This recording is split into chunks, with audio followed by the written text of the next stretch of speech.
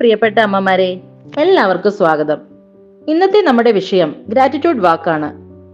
നമ്മുടെ കോഴ്സിന്റെ ഡേ 5-ൽ കൃതജ്ഞതയുടെ ശക്തിയെക്കുറിച്ച് നമ്മൾ മനസ്സിലാക്കി. അതായത് ഗ്രാറ്റിറ്റ്യൂഡ് പറയുന്നതിന്റെ ആവശ്യകത. അത് കൂടുതൽ രസകരമായി നമുക്കും നമ്മുടെ കുട്ടികൾക്കും പ്രാക്ടീസ് ചെയ്യാൻ കഴിയുന്ന ഒരു വഴിയാണ് ഗ്രാറ്റിറ്റ്യൂഡ് വാക്ക്. ആദ്യം ഞാനൊരു കഥ പറയാം. മാന്ത്രിക കണ്ണടയും പൂന്തോട്ടവും. ഒരിടത്ത് ഒരു വലിയ പൂന്തോട്ടം ഉണ്ടായിരുന്നു. ആ പൂന്തോട്ടത്തിൽ എപ്പോഴും പരാതി പറയുന്ന ഒരു കുട്ടി ഉണ്ടായിരുന്നു. ഓ, ഈ പൂക്കൾക്ക് എന്താ ഇത്ര മണമില്ലാത്തത്, ഈ പക്ഷികൾക്ക് ഒട്ടും ഭംഗിയില്ല, സൂര്യന് ഒട്ടും ചൂടില്ല, ഇങ്ങനെ പലതും. അങ്ങനെയിരിക്കെ ഒരു മാന്ത്രികൻ അവന് ഒരു കണ്ണട കൊടുത്തു. എന്നിട്ട് പറഞ്ഞു, ഇതൊരു നന്ദി പറയുന്ന കണ്ണടയാണ്, ഇത് വെച്ച് നീ ഈ പൂന്തോട്ടം മുഴുവൻ നടക്കണം. അപ്പോൾ ഈ പൂന്തോട്ടത്തിലെ എല്ലാ നല്ല കാര്യങ്ങളും ഇതിലൂടെ നിനക്ക് കാണാൻ കഴിയും. അങ്ങനെ അവൻ കണ്ണട വെച്ച് നടന്നപ്പോൾ സംഭവിച്ചത് എന്താണെന്നോ?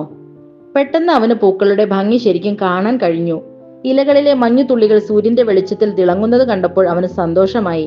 അവന് കേൾക്കാൻ കഴിയാതിരുന്ന കിളികളുടെ പാട്ടും ഇളം കാറ്റിന്റെ ശബ്ദവും അവന് കേൾക്കാൻ കഴിഞ്ഞു. പരാതി പറഞ്ഞ അതേ പൂന്തോട്ടം പെട്ടെന്ന് അവന് ലോകത്തിലെ ഏറ്റവും സുന്ദരമായ സ്ഥലമായി തോന്നി.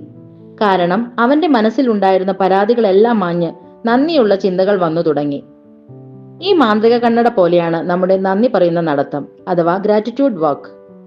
പ്രിയപ്പെട്ട അമ്മമാരെ, എന്താണ് ഈ നന്ദി പറയുന്ന നടത്തം എന്ന് കുറച്ചുകൂടി വ്യക്തമായി പറഞ്ഞു തരട്ടെ.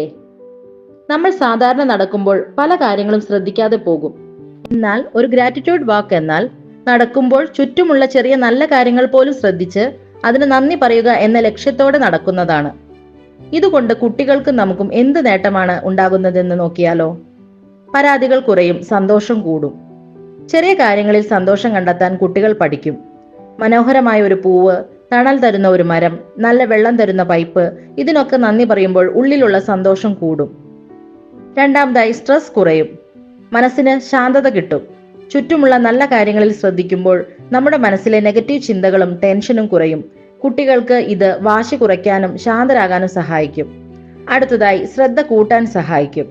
മൊബൈലിലും മറ്റും ശ്രദ്ധ കൊടുക്കുന്നതിന് പകരം ചുറ്റുമുള്ള ലോകത്തേക്ക് ശ്രദ്ധ തിരിക്കാൻ ഇത് ഉപകരിക്കും.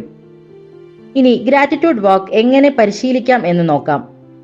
അതിനായി നമുക്ക് വീടിന്റെ മുറ്റത്തോ ടെറസിലോ പാർക്കിലോ എവിടെയെങ്കിലും 5 to 10 മിനിറ്റ്സ് മതി. കുട്ടികളുമായി നടക്കുമ്പോൾ അവരോട് പറയണം, നമുക്കിപ്പോൾ നമ്മുടെ മാന്ത്രിക കണ്ണട വെച്ച് നടക്കാം, നമുക്ക് ചുറ്റുമുള്ള 3 കാര്യങ്ങൾക്ക് നന്ദി പറയാൻ നോക്കാമെന്ന്. വലിയ കാര്യങ്ങളൊന്നും വേണ്ട, വളരെ ചെറിയ കാര്യങ്ങൾ മതി. ആദ്യമായി കാഴ്ചയിലൂടെ ഉള്ളതിന് നന്ദി പറയാം. എങ്ങനെ പറയാം? ഭംഗിയുള്ള ഒരു പൂവിന് നന്ദി, നമ്മുടെ വീടിന് നല്ല വെളിച്ചം തരുന്ന സൂര്യന് നന്ദി.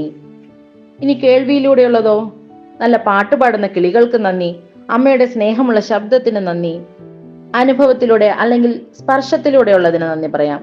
അതായത് നല്ല തണുപ്പുള്ള ഈ കാറ്റിന് നന്ദി, എനിക്ക് നടക്കാൻ ബലം തരുന്ന എന്റെ കാലുകൾക്ക് നന്ദി.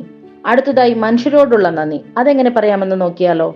കുട്ടിയോട് ഇന്ന് അവരെ ഒരുപാട് സഹായിച്ച ഒരാൾക്ക് നന്ദി പറയൂ എന്ന് പറയാം. അതായത് സ്കൂളിലെ ടീച്ചർ, കളിപ്പാട്ടം തന്ന അനിയൻ, നല്ല ഭക്ഷണം ഉണ്ടാക്കി തന്ന അമ്മ. എത്ര നല്ല കാര്യങ്ങളാണ് നമ്മൾ കുറഞ്ഞ സമയം കൊണ്ട് കണ്ടെത്തിയത്. നമ്മൾ ഈ ചെറിയ കാര്യങ്ങൾ ശ്രദ്ധിക്കുമ്പോഴാണ് നമ്മുടെ ജീവിതം എത്ര മനോഹരമാണെന്ന് മനസ്സിലാകുന്നത്. ഈ മാന്ത്രിക കണ്ണട ഇന്ന് മാത്രമല്ല, എന്നും നമ്മുടെ മനസ്സിൽ വെച്ച് നടന്നാൽ മതി. നമുക്ക് എല്ലാ ദിവസവും ഇത് കളിച്ചു നോക്കാം. അപ്പോൾ നമ്മുടെ മനസ്സ് എപ്പോഴും സന്തോഷമായിരിക്കും. ഈ കഥയിലൂടെ നിങ്ങൾക്ക് ഗ്രാറ്റിറ്റ്യൂഡ് വാക്ക് എന്താണെന്ന് പൂർണ്ണമായി മനസ്സിലായി എന്ന് ഞാൻ വിശ്വസിക്കുന്നു. നിങ്ങൾക്ക് ഇത് ഉപകാരപ്പെട്ടെങ്കിൽ നിങ്ങളുടെ ഗ്രാറ്റിറ്റ്യൂഡ് കമന്റിലൂടെ അറിയിക്കണേ. അതുപോലെ നമ്മുടെ ഈ ചാനൽ ഇനിയും സബ്സ്ക്രൈബ് ചെയ്തിട്ടില്ലെങ്കിൽ ഇതുപോലെ കൂടുതൽ അറിവുകൾ ലഭിക്കുവാനായി സബ്സ്ക്രൈബ് ചെയ്യണേ. താങ്ക്